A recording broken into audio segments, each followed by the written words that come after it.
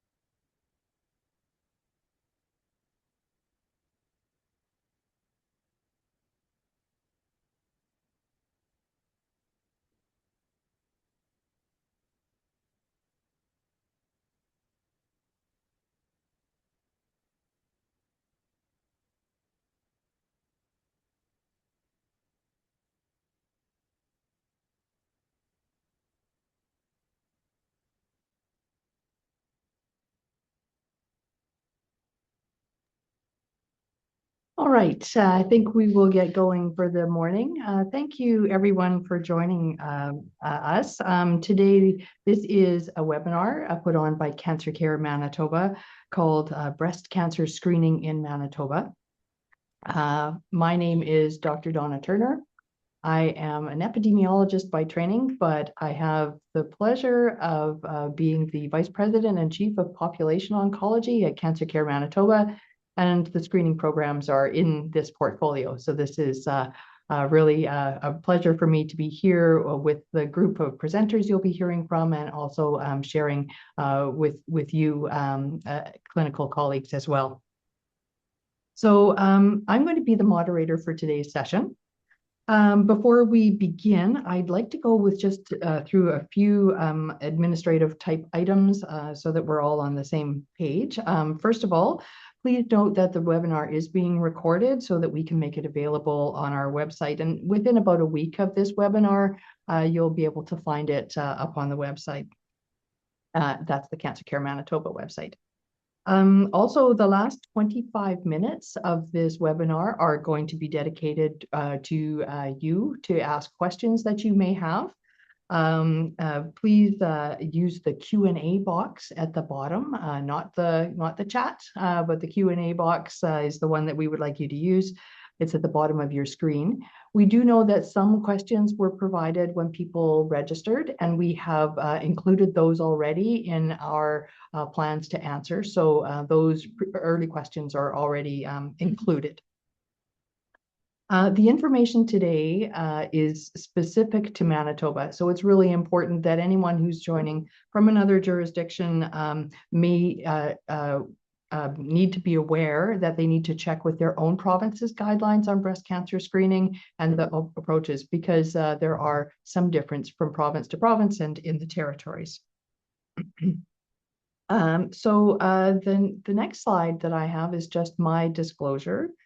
So you'll see this from all the presenters. I don't have any financial disclosures to make. For grants and research support, I do receive grants from the Cancer Care Manitoba Foundation, the Canadian Institutes for Health Research, Canadian Partnership Against Cancer, and through the University of Manitoba. I'm also have no speaker bureau or honoraria or consulting fees or anything else to disclose at this time.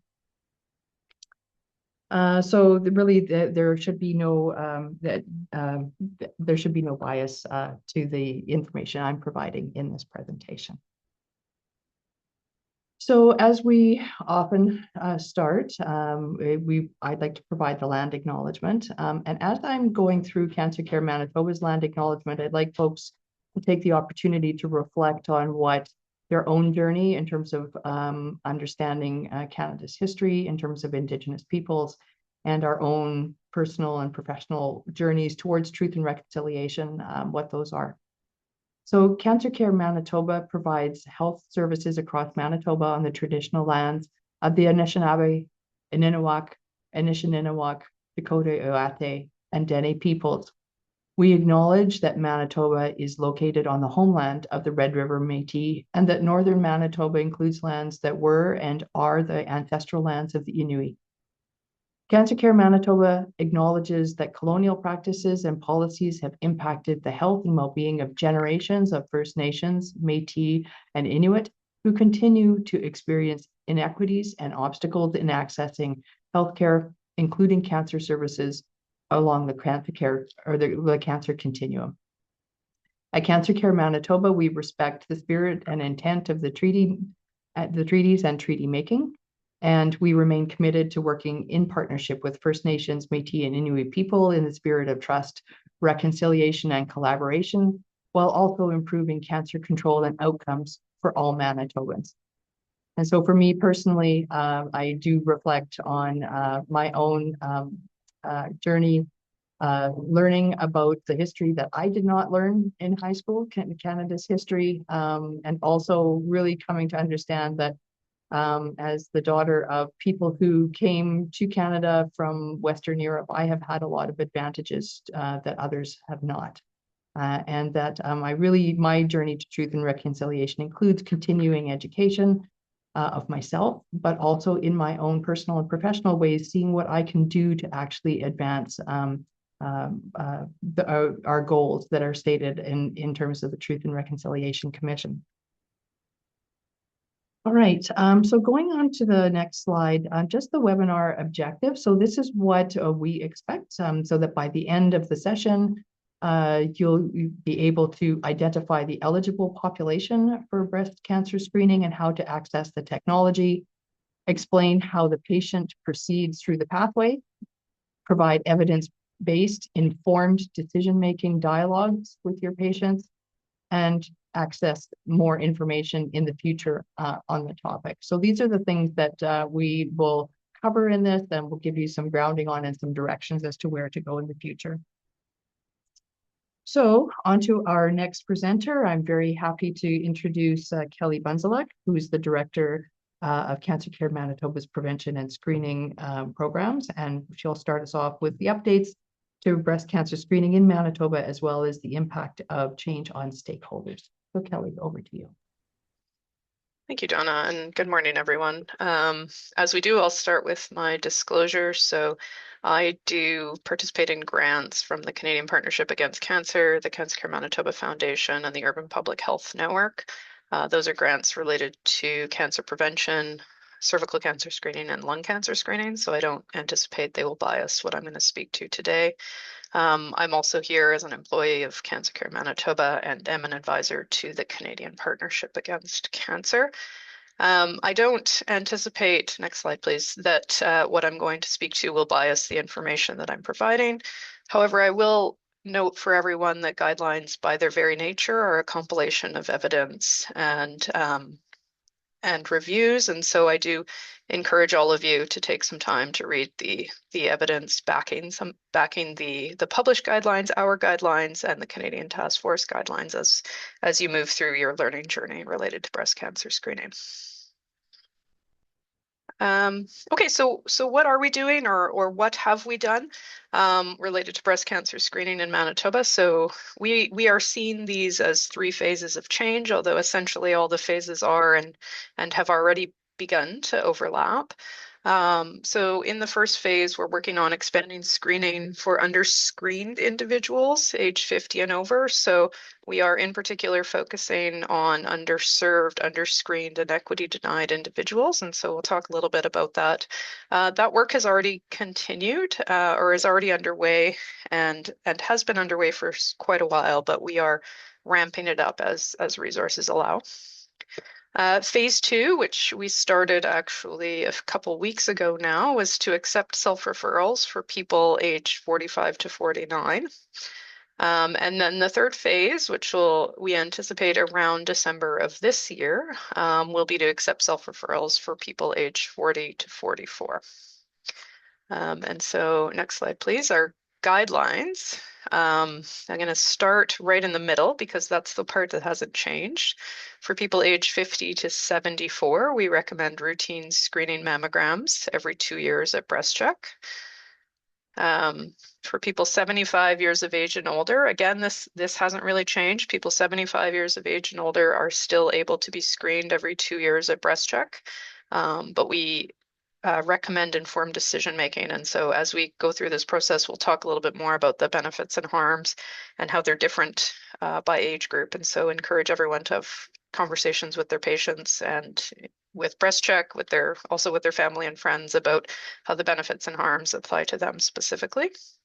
The change that we've made is really in the 40-year-old age group here. So for people 45 to 49, screening mammograms are now an option every 2 years at breast check. And again, informed decision making is important in that group, as of course in all age groups as well. And then there's a little note that while we don't screen individuals 40 to 44 currently, screening mammograms will be an option at the end of 2026. As always, people with symptoms or breast implants should be referred to diagnostic mammography. So breast check only does average risk screening. So anything for anyone that's at increased risk, or of course anyone who's got symptoms, should get the usual referral pathway through diagnostic imaging.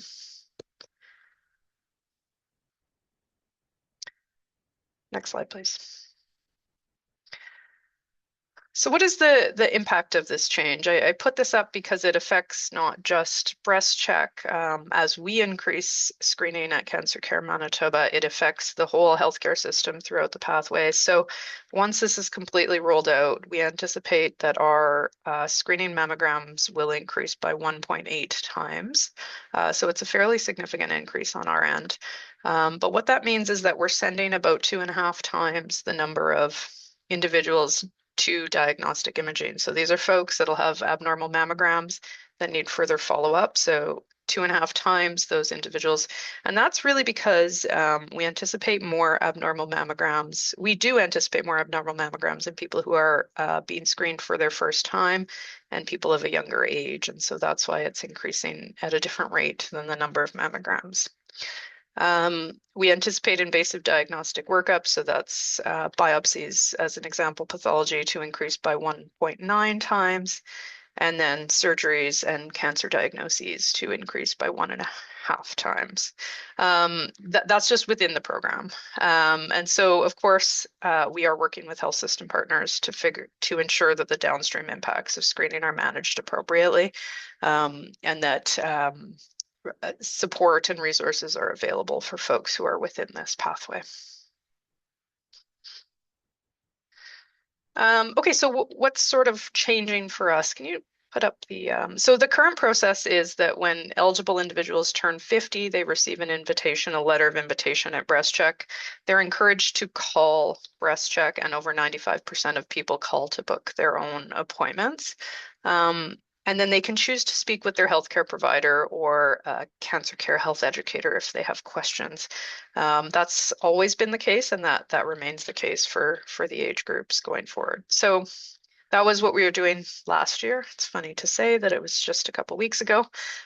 This year, the process is no different for people aged 50 and over. So they continue to receive letters of invitation at age 50 or when they move into the province or become eligible for breast cancer screening. Individuals aged 45 to 49 are able to self-refer, but they aren't getting an invitation in the mail. So this needs to be sort of a self-driven process, or a process driven through the healthcare provider, which we'll talk about in a moment.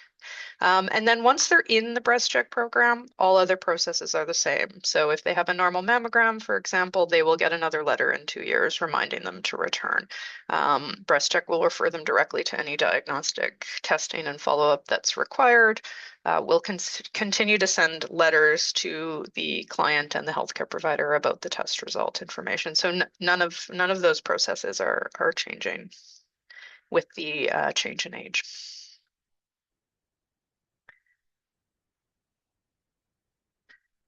And so just quickly going to touch on what we're doing to some of the work that we're doing to increase screening among underserved populations.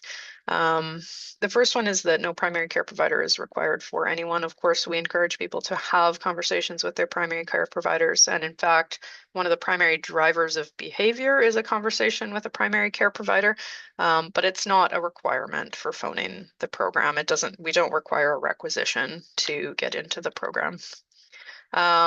That part of that is support for people who are unlikely to book their own appointments. So the appointment request form remains for healthcare providers who want to send it into Breast Check, and then Breast Check will facilitate directly. So we'll phone out to make appointments and encourage attendance in that way.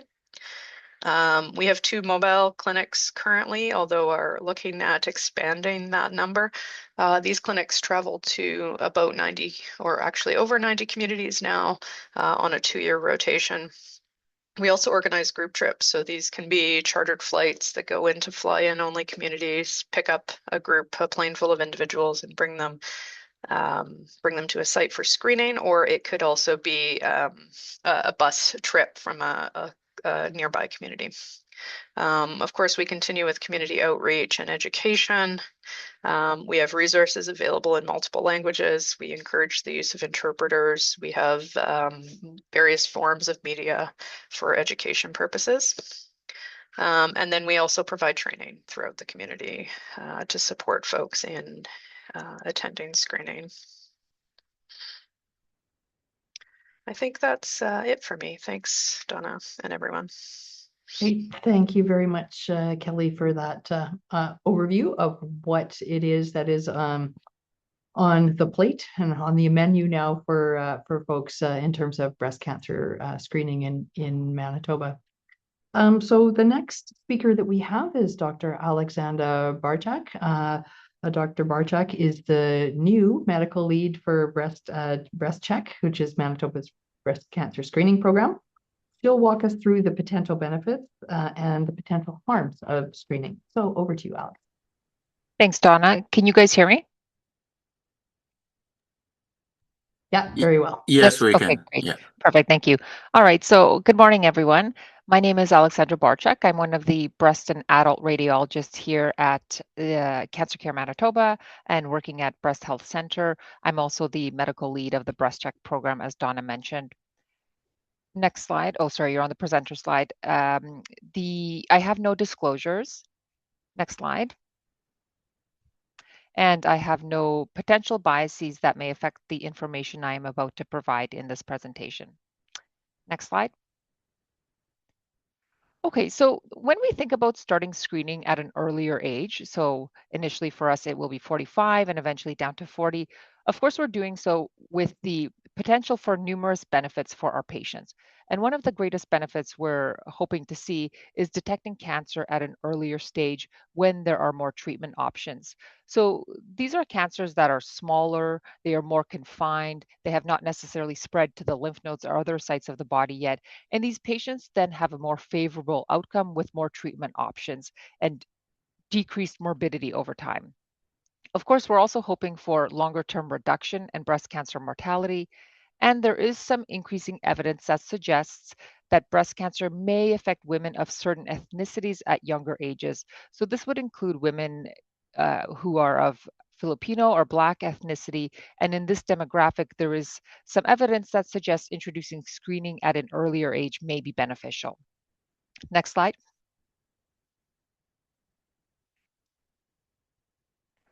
when we think about introducing some sort of new intervention, or testing, we always want to think about the potential risks and harms as well.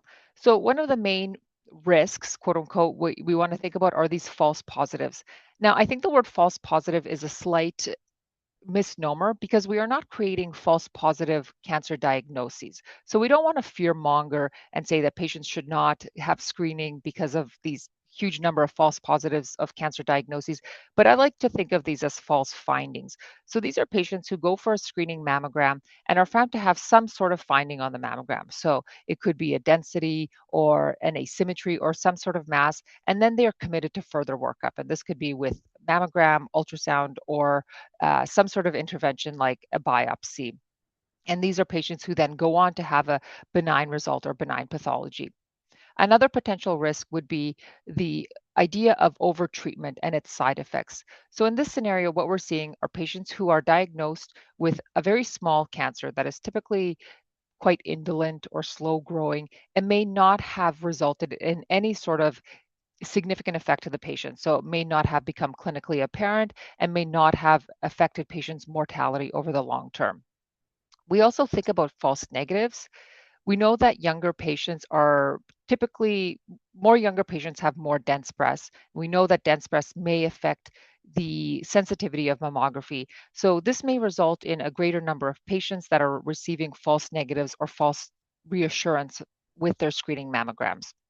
As we introduce 10 additional years of testing, we are potentially introducing 10 additional years of emotional and physical distress.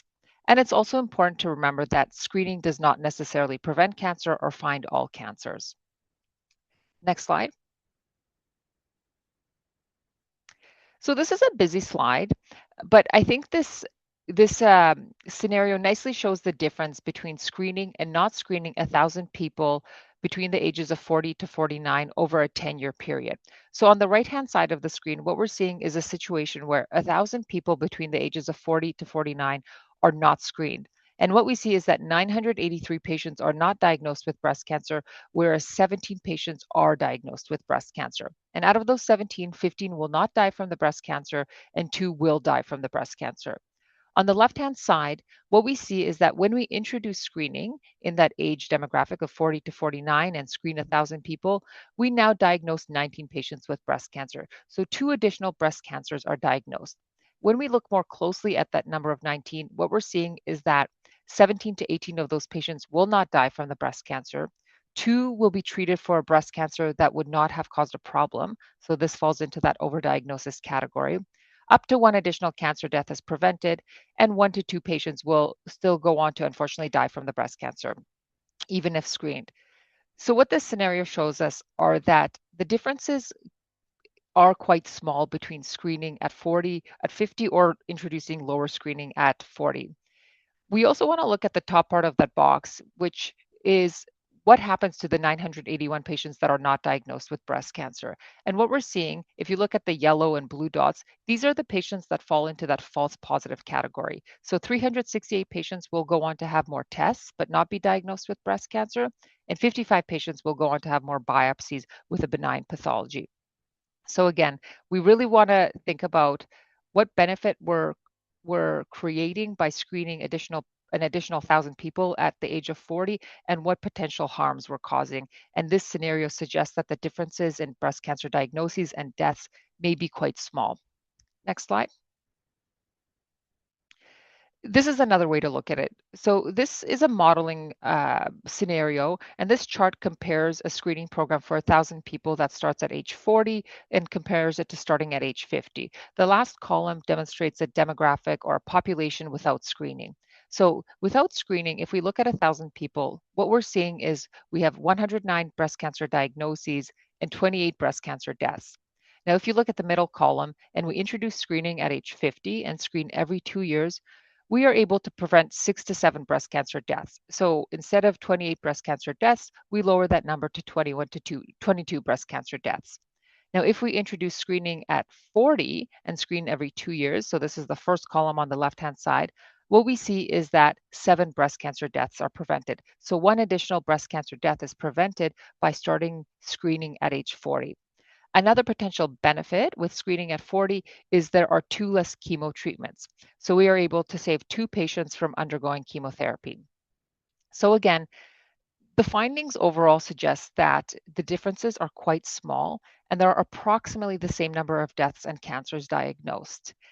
Furthermore, when we've explored patient options and their personal values and preferences, we have found that the majority of patients do not necessarily weigh the benefits greater than harms when they're presented with this information. It is important, of course, to consider other sources of information, and when other demographics or populations are investigated, the values and patient preferences may vary. And I think this truly just underscores the need for individualized decision making. So the decision to start screening at 50 or 40 should not necessarily just be based on the age, but should really be a personal decision between the physician and the patient, and not just include the age when determining this, but really the whole risk profile overall. And so that could include other risk factors, genetic history, family history, and really a decision and a conversation between the physician and the doctor. Next slide. And these are my references. Thank you so much. All right, thank you very much, Dr. Barczak, and really great segue to our next presenter. Before I introduce him, though, I just wanted to remind folks who are in our audience that we do have the Q&A box at the bottom of your screen is open for questions. And so please do put in any questions as you think of them. You don't need to wait till the end of the presentation.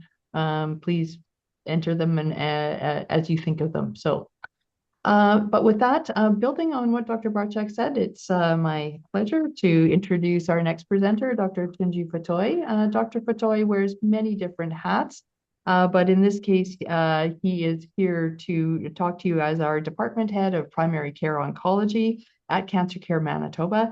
And he's really good to talk about that importance of the informed decision-making and the implications for primary healthcare providers that Dr. Barczak just mentioned. So over to you, Dr. Fatoy. Thank you, Donna. Can everyone hear me? Yes. Good. Thank you. So next slide, please. So as Donna mentioned, my name is Tunji Fatoy, and I'm head of primary care oncology at Cancer Care Manitoba. I'm also an academic family physician with the Department of Family Medicine at the University of Manitoba. So here are my disclosures. I have no financial relationships. I have no grants. I did get an honorarium from the Canadian Association of Nigerian Physicians and Dentists conference. That was a year and a half ago now, and no consulting fees, but I am a Cancer Care Manitoba employee. Next slide. None of my disclosures, or the one disclosure I have, is anticipated to bias the information that I am going to provide. Thank you. Next slide. So I'm talking about informed decision making, and this is very, really nicely put the way that the presentation is set up, because Dr. Barczak did talk to us about the benefits and the harms. And so it is really essential to have an informed discussion with patients before they are screened. The Cancer Care Manitoba screening program does try very hard to put out information for the public so that public is aware of the benefits of screening and also the risks. So as primary care providers, our discussions with our patients certainly might include, but not limited to, the risks and benefits of screening, and then sort of each person's individual risk factor. So are they of average risk, or is there something else that increases their risk? And some of those things will be the patient's age, the patient's family history. And as we've heard that there's increasing evidence in certain ethnicities and races, so that patient's race and ethnicity. And then the question of breast density also will come up when we have these discussions. The other thing, of course, will be what are those patients' individual values their preferences, and what are their views of screening. And so these are discussions that we, as primary care providers, will have with our patients. Next slide, please. So as you see, most of us know about the prevention and screening website, and there's a lot of information on the website. So the information should be clear and offered in an appropriate way to all patients. There are certainly information available translated in multiple languages. I know it is impossible to have it translated to every possible language of people who reside in Manitoba, but I know that the screening program is doing their best to add as many languages as possible. So it should be clear, offered in an appropriate way.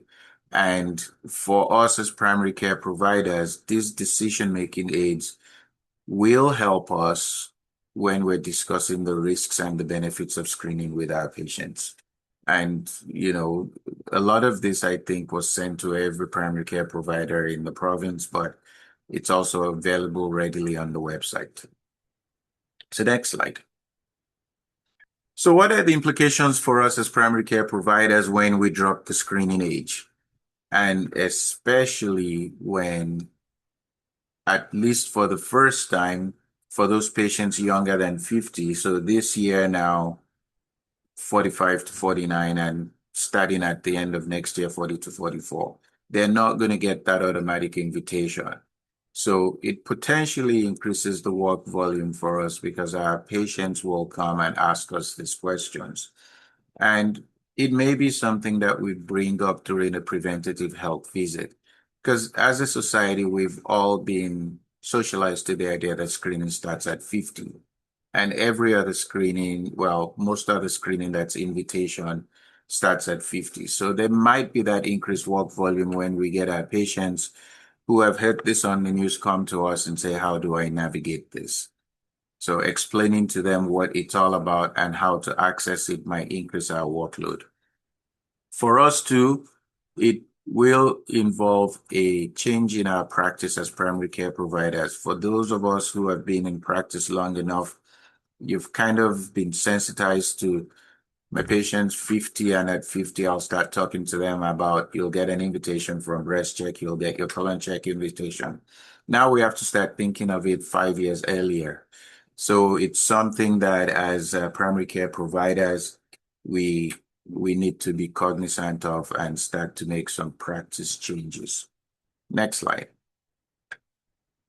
The other thing for us would be we likely we're going to be the first port of call when we're managing the potentially increased anxiety that's going to be related to overdiagnosis or false findings. I'm going to use Dr. Pachak's statement of false findings rather than false positive, and having to navigate that and discuss this with the patients, and also managing the side effects and complications of the diagnostic tests, particularly the biopsies and any other invasive tests that may need to be done now that we're going to be increasing the number of patients that are going to be going through those tests. So there's a lot of information on the CancerCare website. Dr. Bachak said it that information is provided by the Canadian Task Force on Preventative Health, but there's other information out there for us as primary care providers that we need to navigate to have these discussions with our patients. So I will stop there and take questions later on.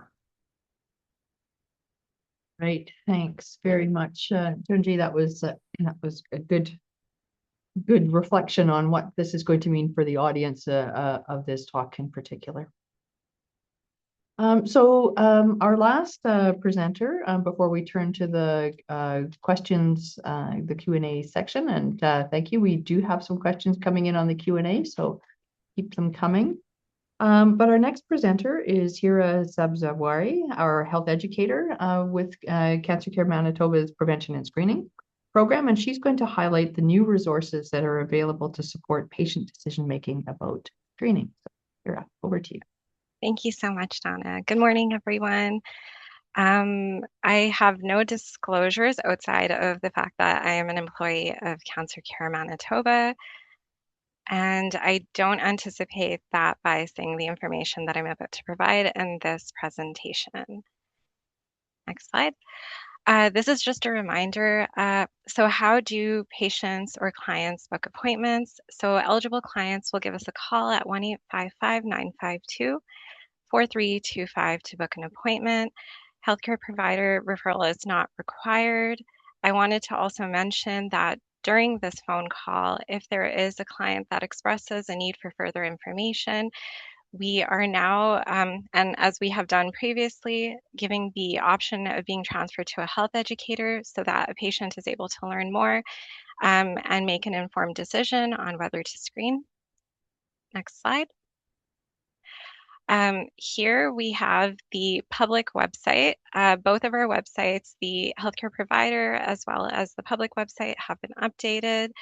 The public site here shows a new section that was created to support informed decision making for clients. So it's a new drop down and it discusses the potential harms as well as the potential benefits of screening. And it is made to help clients feel informed in making a decision to screen. Thank you. Next slide. Dr. Fatoy earlier had this resource up on his slides. So this is a new resource that was created to help healthcare providers in having conversations with their patients related to breast cancer screening. It's developed to support those conversations and basically assists in making sure that if there are certain questions that come up, that there's a little bit of a decision aid that can be followed along. Next slide. And finally, we have a variety of resources that are available for people to find on our site. These resources include those that can be downloaded and printed directly. We also have a resource order form that allows you to actually order resources that can be mailed out to you. So if you go to this link, you can either download those resources yourselves, or you can go to the bottom of the page, and on that page you will find our resource order form where you can place that order. Again, these are to support people in making decisions to screen and to also learn more about screening itself. Okay, and the links will be provided in the chat. And I think those are my slides. No, thank you, Hira. That's great. All right, so that's a good way to sort of wrap up, sort of starting. We presented to you some of the background as to what the new guidelines are and some of the specific clinical aspects, the benefits and harms, and also what primary care providers may experience with the change in the guidelines, and then also wrapping up then with that material on the Cancer Care Manitoba website. So definitely refer you to that one. So now is the time for the question and answer or Q&A session. So we are, if just a note for folks, please add them into the Q&A box and as you have questions. We're going to get to as many as we can by 9 o'clock. And again, we're going to be rolling in the questions that we had provided to us when people registered. Some people asked some questions as well as the ones that are coming in live to us right now. So with our panelists all ready to go, I guess one other thing is please avoid disclosing specific patient health information when you're asking your question, just as a note and a heads up. Okay, so let's start at the top and Kelly, this question I'm going to ask for you as the director of the program. Can I refer my patients or do they self-refer? Okay, thank you. So both are, of course, options. So the majority of our patients self-refer and call in directly to the program without a healthcare provider. If you think your patient needs some support to attend, you can submit a breast check appointment form that should be in your EMR, and if not, we can help you connect it. So maybe I'll ask Shauna to link that form in the chat when we get it. But you can select or submit that if you'd like us to call your patient directly. If you think they're maybe unlikely to call or they might have some barriers to calling, we can help support that. All right. Thanks very much. The next question is partly coming from a previous question that was sent in advance, and partly from somebody who is putting in a question live. Which requisition should be used for screening or in diagnostic mammograms, and also for an ultrasound? I'll start with Kelly, and then you might pass the baton to Doctors Barczak or Fatoy on that. Yeah. Okay, thank you. So the same requisition that I just mentioned, it's called the breast check appointment form, can be submitted to breast check for screening mammograms. If you've got a diagnostic mammogram request, you submit the Manitoba Provincial Breast Imaging requisition. So that is submitted centrally through Shared Health. I can pop a link in the chat for that one as well. Right, and how about the ultrasound requests? Sorry, Donna, I didn't quite hear that. Was that one for me? I can, take that. It was just how we submit a requisition for an ultrasound. It's on the same provincial breast imaging requisition form as well. We'll add that to the chat for everyone. So there's a breast check form, and then there is other provincial diagnostics, which would include a diagnostic mammogram and ultrasound, for example. Okay, so the next question that we have here is there's a couple actually on breast density, and so Dr. Barczak, we'll sort of tee you up for these. The very first one is, what is the impact of breast density on mammogram results? How much less accurate are mammograms in individuals with high breast density? Yeah, sure. So that is a good question, and it is something that we are taking into consideration, breast density. And for context for the audience, breast density really refers to the way breasts look on a mammogram and not how they feel. All breasts are composed of a combination of fatty tissue and dense tissue. And so the breast density category is really determined by the ratio of the fatty tissue in the breast and the fibroglandular dense tissue in the breast. And in general, 50% of the population falls into that non-dense category. So these are the patients who are receiving that fatty or scattered fibroglandular dense description, and 50% of women are considered dense. And these are the women that fall into that heterogeneously dense or extremely dense category. And only about 10%, and probably likely closer to 7% of women are considered extremely dense. So they fall into that extremely dense category. Now, we do know that women with very dense breasts do have a slightly higher risk of developing breast cancer. And this is thought to be a result of two factors. The first one is due to the fact that dense breasts do make mammograms slightly more challenging to read. Dense tissue is white. We know mammograms are X-rays. X-rays show black and white. So dense tissue is white, and cancers and suspicious lesions often also present as white. So these could be obscured in a mammogram with a large volume of dense tissue. And the second factor is due to this inherent increased risk of developing breast cancer. We don't exactly know why completely, but we do think that this is partially due to the fact that there is simply a larger volume of glandular tissue in the breast, and glandular elements are where the breast cancer forms. So it's important, again, to remind patients that this risk is modest. Dense breasts are common. 50% of women, so 50% of the female population is considered dense, and most women with dense breasts do not develop cancers. And it's important to emphasize that mammograms are still important. They remain the most important screening test we have, and they are still recommended for all women in the screening bracket.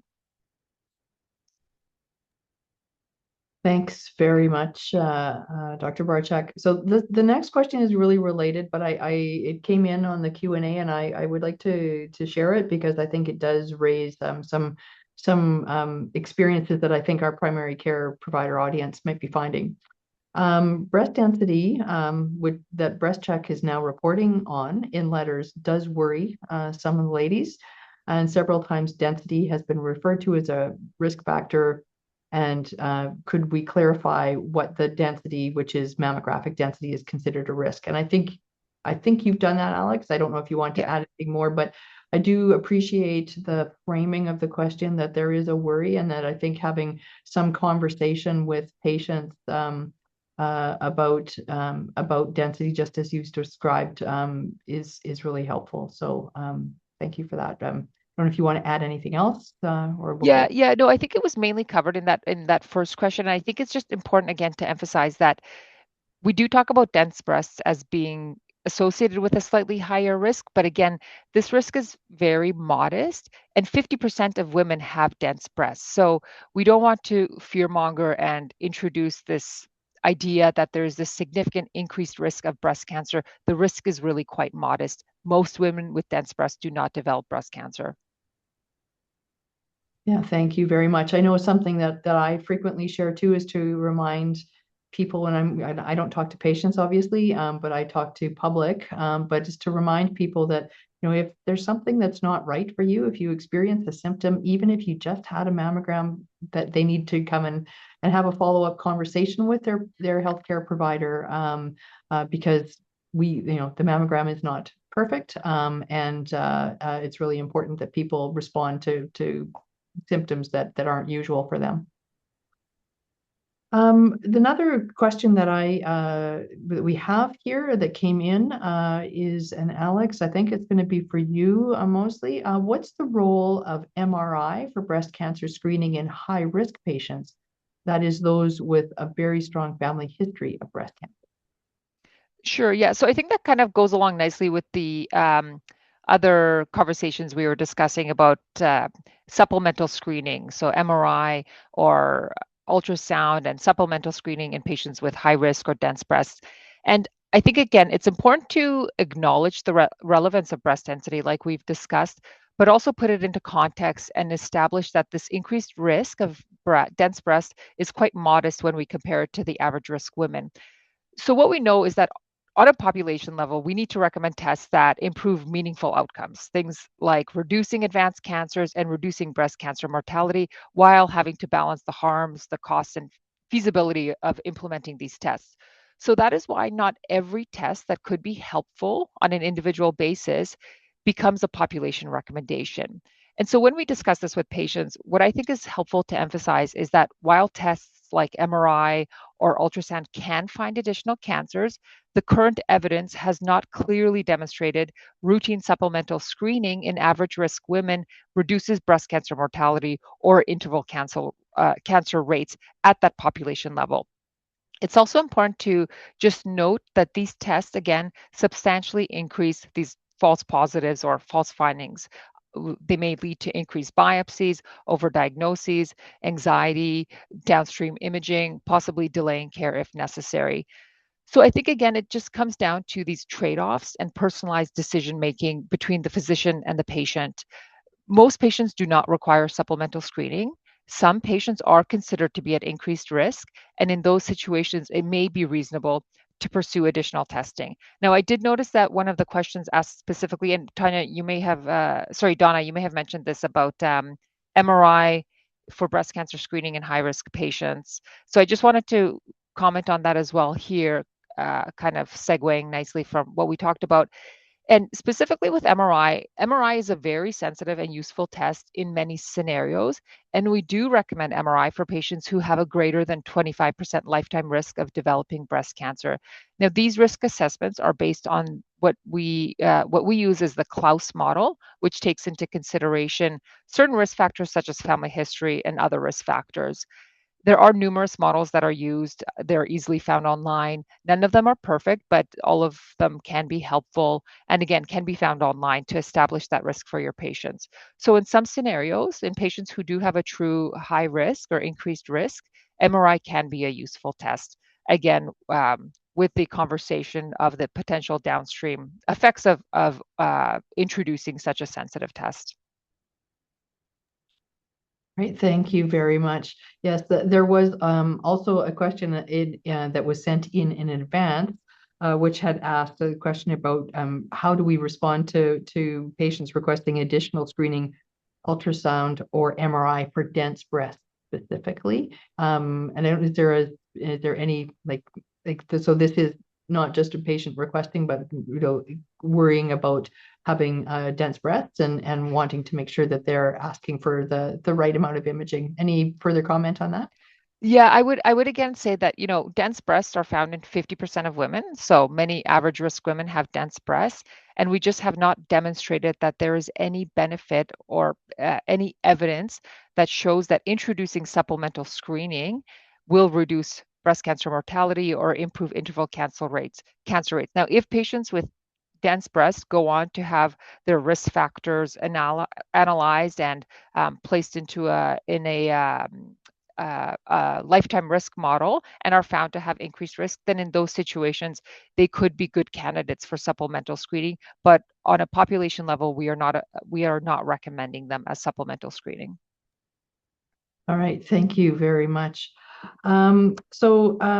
Just a couple of notes here. There was just a couple of comments, and maybe so one is just a shout out to, could we email the resources to those that registered? That was a request, so I'm just going to say it aloud to our team. And that we're there is that. Returning to the breast density question, just an observation that breast density also changes throughout a woman's life, especially postmenopausal. So I think, if there's any further comment, I think, it was noted, I think by Kelly and Dr. Barchak, you as well, about that breasts are more dense premenopausally and then can become less dense. So it's also not a fixed variable either. Just because you were dense once doesn't mean you're dense necessarily forever. Is that correct? Yeah. Typically over time and with aging, breasts become less dense and there's typically greater atrophy to the breast tissue. So they become less dense over time. All right. So I'm just looking at some of the questions that came in advance. I'm going to start this one, Kelly, I'm going to ask you to start with, and then I can weigh in if you like. The question, and we did talk a bit about benefits versus harm. So we spent time talking about patients, but there are some potential challenges to healthcare system as well when we talk about adding this kind of testing. And as Kelly had mentioned, the very dramatic increase in abnormal results following screening in the youngest age group, and the downstream effect of this. But the question is, will the change in guidelines increase wait times to get a mammogram? Kelly, do you want to start with that? Sure, thank you. So I think that the short answer is that in the short term, wait times will increase for a screening mammogram. We are working very hard to hire and train additional mammography technologists, to bring in additional resources to support this expansion. And so our hope, of course, is that over time we will address that. Of course, training radiologists and surgeons for the downstream impacts takes much longer than that. And so our health system partners are also working to build resources downstream.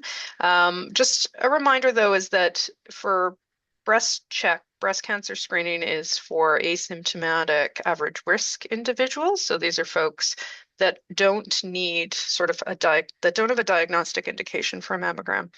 If you do have patients who have a diagnostic indication for a mammogram, please do send them through the diagnostic pathway so they're not waiting in the screening pathway when they should be in the diagnostic pathway. All right, thank you. I think that was pretty comprehensive. I have nothing to add to that. So I am going to ask Dr. Fatoy a couple of questions. Dr. Fatoy, first of all, can a patient who is over 74 come to breast check? We've been talking a lot about the younger ones, but what about the older ones? Yes, so that hasn't changed. Our recommendations for people over the age of 74 hasn't changed. They can certainly get screened. The difference is that they will not get an automatic invitation for screening. So that discussion has to be with their primary care provider and themselves as to the risks and the benefits and their values. So definitely you can refer your patient who's over 74 for screening to breast check, but note that they will not get an automatic invitation. And, the expectation is that we've had the discussion of what that will entail if there are abnormal findings, more testing, possible biopsy, possible surgery, and it's often I've had patients where we had discussion about screening, and then I ask the question and say, are you prepared to have surgery if something abnormal is found? And they say, no, I don't want to have any surgery. So then why do you want to go for screening? So those kind of discussions have to be had up front. All right, thank you. Yeah, lots of good food for thought there. All right, the next question for you, Dr. Fatoy, is some patients have breast implants, and can they get screened at breast check? And if they have those breast implants removed, could they get screened at breast check? Okay, so our guidelines are very clear on the patients with implants, and it says that you go to a diagnostic imaging facility. And that's because at breast check, we're not set up to do the required number of imaging. And Alex can correct me if that's wrong. That's for patients with implants. We have to sort of image 2 or 3 times as many Yeah, images. exactly. Yeah, With the implants, we want to do routine views and implant displaced views, so we're getting yeah, twice the number of images.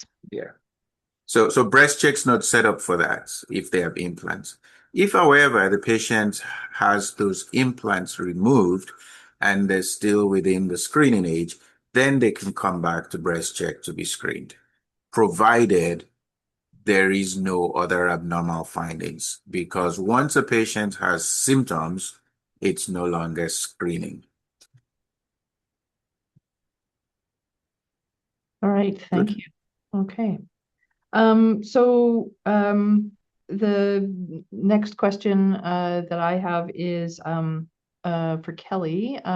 Kelly, what about trans patients? Can they get screened at breast check? There are two types or groups of trans individuals who can be screened at breast check. So at breast check, we can screen trans men who still have breast or chest tissue, so they have not had their breast or chest tissue removed. They can come to breast check or be seen at a diagnostic imaging center. The recommendation is the same every 2 years for those individuals. The second group of individuals that we can see at breast check are trans women who have taken gender affirming hormones for 5 or more years.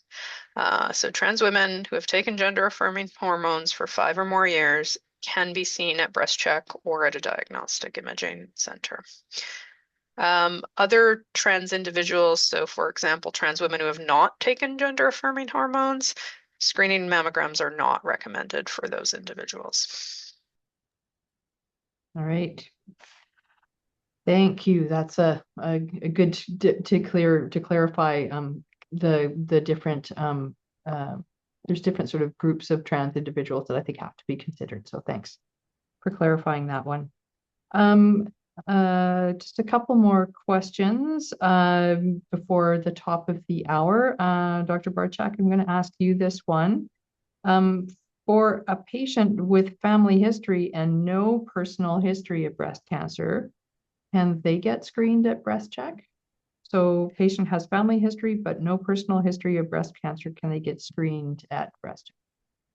Yes, they can. And we currently invite women to screen every year at breast check if they have the significant family history between 50 to 74. So now we include the 45 to 74 age range, and they are able to be screened every year at breast check.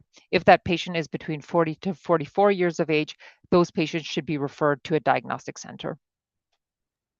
Okay, thanks. And when we say significant family history, can you just sort of briefly say what falls in that category? Yeah, so typically when we describe risk factors, we are using that 25% cutoff, again, based on those risk factor models. So we typically refer to the Klaus model. So if the modeling indicates the patient does have a lifetime risk greater than 25%, then they are considered at a significant family history. But otherwise, we don't really categorize it into significant, moderate, or low. It's just average risk or higher significant risk. Right, thank you. I have one last question for before the top of the hour. Hira, I'm going to combine actually two questions into one, which is for patients who are interested, who either need to discuss breast cancer screening or come to breast check for screening, is there support for a patient that includes a language interpreter, and how about mobility issues? Yes, so when patients give us a call to book an appointment at Breast Check for their screening appointment, they're asked if a language interpreter is required, and we can certainly provide that, not just for the call, but also for the appointment. And for mobility, that's another question that we generally ask whenever a appointment call is made. So if someone does have mobility issues or accommodations that are required, we certainly take note of that as well to ensure an accessible appointment. All right, good. That'll be good info for the primary care providers to have with their patients. So we're at the top of the hour. Thank you everyone for joining us today, the panelists, but also the audience with all of their questions. We've come to the end of the time. So just maybe the next slide after this one, just if any questions come to mind after this, please don't hesitate to email us. We've given you the email address here, screening@cancercare.mb.ca. We really value your feedback on this webinar and how we can do better. We'll be sending you a short evaluation form and encourage you to share your thoughts as well. You'll receive a link to generate your own certificate of participation for continuing medical education credits. And on behalf of our team, thank you so much for being here. And we do hope to see you at a future session. Just a late breaking comment here about could we put the link for the Klaus risk assessment into the chat? If we don't quite get it into the chat, we will aim to include that as part of the materials that we either send you or put on the website. So thank you for that request. So with that, thank you again. Watch for your survey. Please fill it out so that we can learn how we did and how we might do next time. And we look forward to seeing you in the future. Thank you.